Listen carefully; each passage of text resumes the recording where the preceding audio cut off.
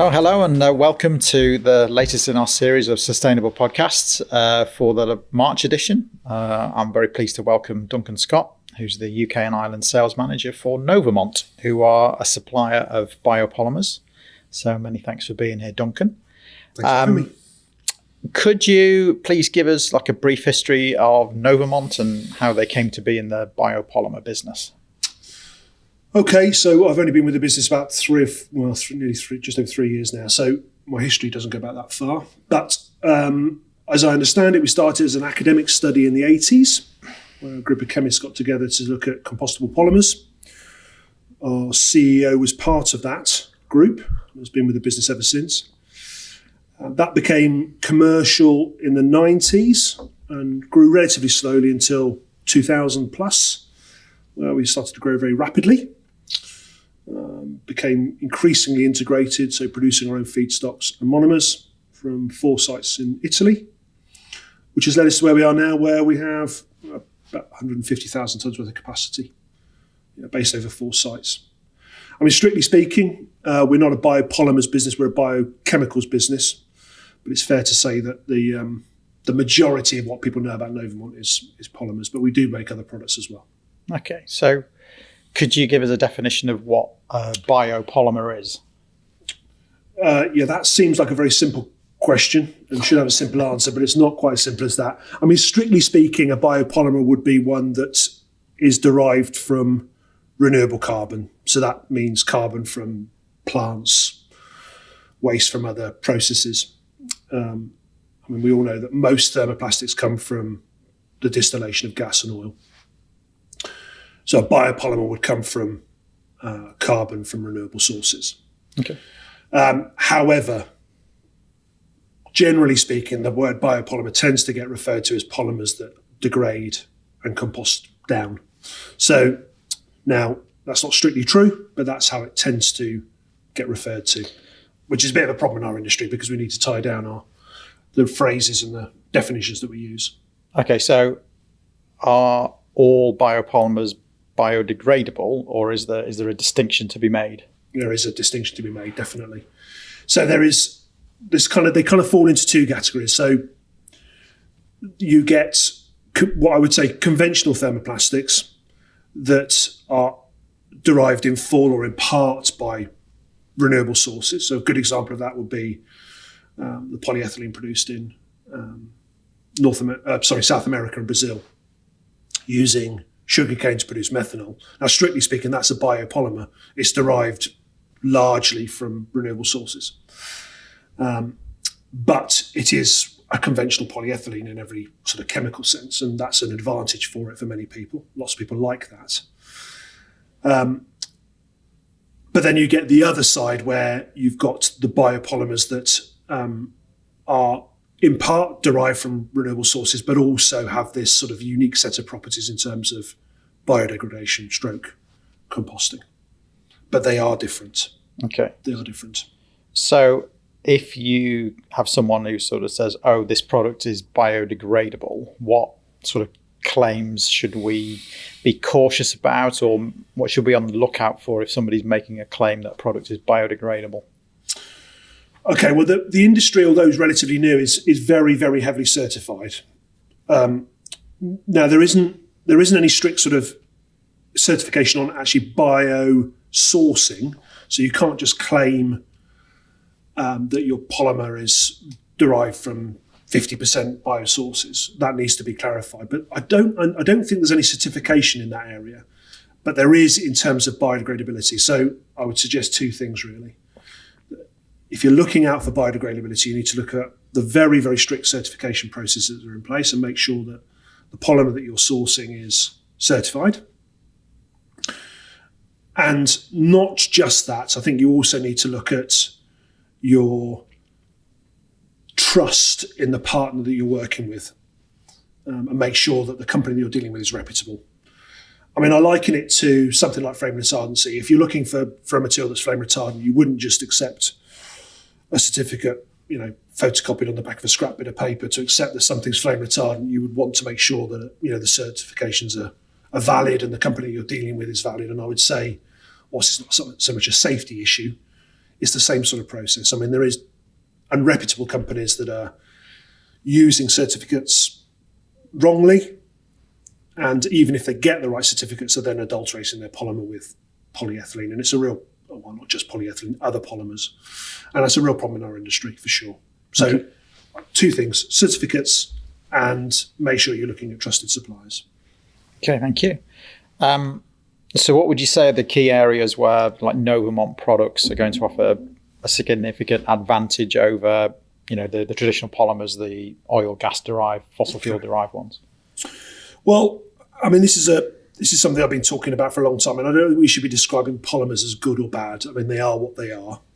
We don't say that nylon is bad because you can't make a plastic bag out of it, and we don't say that polyethylene is bad because you can't put it in underbonnet applications. Each polymer has a unique set of properties that make it useful in specific applications, and I would say that's the same of our polymers. So our USP, well, its ability to biodegrade and or compost. So using it in applications where those specific properties add value is the areas that we want to work.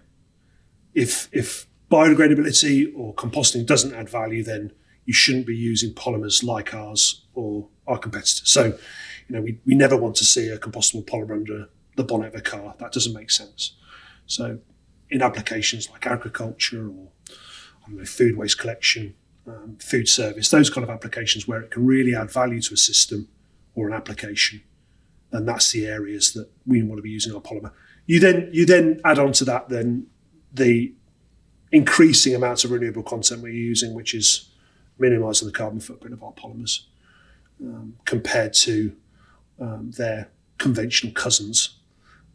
But really our USP is biodegradability and compostability. Okay, so if we're comparing to conventional cousin polymers, if we like, are there any sort of challenges in processing it? Do you need any specialised equipment, or can it be processed on standard plastics industry equipment? Okay, so about 80% of our product goes into the production of flexible packaging, so films.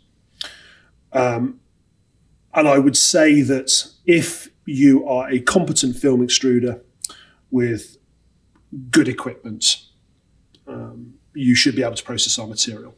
Now, that's not to say that you'll be able to run our material straight after, running LD. There'll be a learning curve and, some things you need to go through to get able to run our material. But it should be very possible for you to do that. It's not difficult. By necessity, our materials tend to be quite heat sensitive. So the degradation process is affected by temperature. So keeping our materials at elevated temperatures for a long period of time is not a good idea.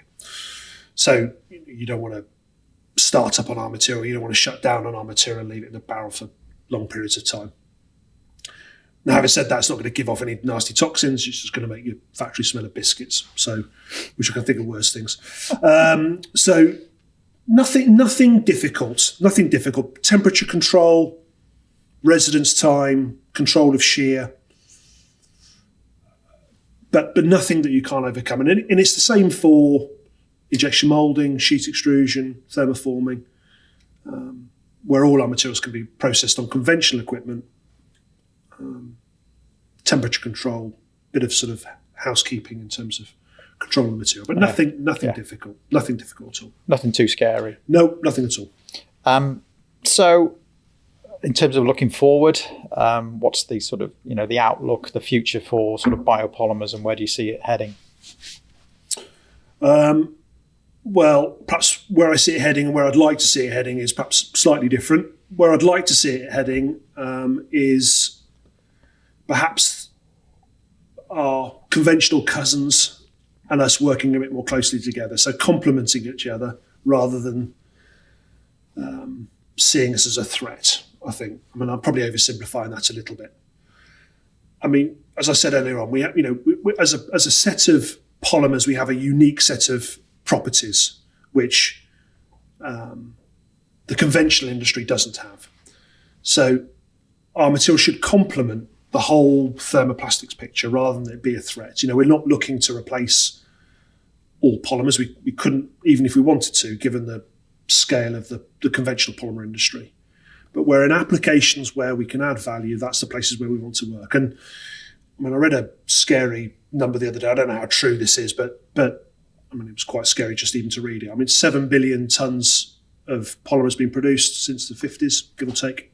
About 10% has been recycled. Now, recycling, we should be investing in recycling. Of course we should. I'm not dismissing recycling. It's a great way of utilising the benefits of thermoplastics. But it isn't the total solution. And I think, for certain applications, recycling isn't possible, whether that's food waste management, agriculture, food service, whatever those applications might be, recycling really isn't an option. And in those situations, those applications, I think we can add some value. So I think we need to be complementing the industry, the conventional industry, rather than working against it. I think that's where I'd like to see things going. Okay, thanks very much. Any final comments or anything else we should know? No, not really. I mean, just to reiterate, really, if you've got applications where you think biodegradability or compostability can add value to that application, then talk to a trusted supplier, whether that be Plastribution or us. And then, there's good companies out there. It's not just Novamont. I'd include Novamont in there, of course, but there's other good companies out there as well. But if you think it can add value to your application or the system that you're working in, then give us a shout, because it's a good opportunity. Thank you very much, Duncan. Thanks so much, everybody. If you've got any more questions about biopolymers specifically, or anything else that's in our sustainable range of products, please don't hesitate to get in contact with ourselves, your account manager, myself, or anybody else in the Plastribution team. Thanks very much. Look forward to seeing you next month.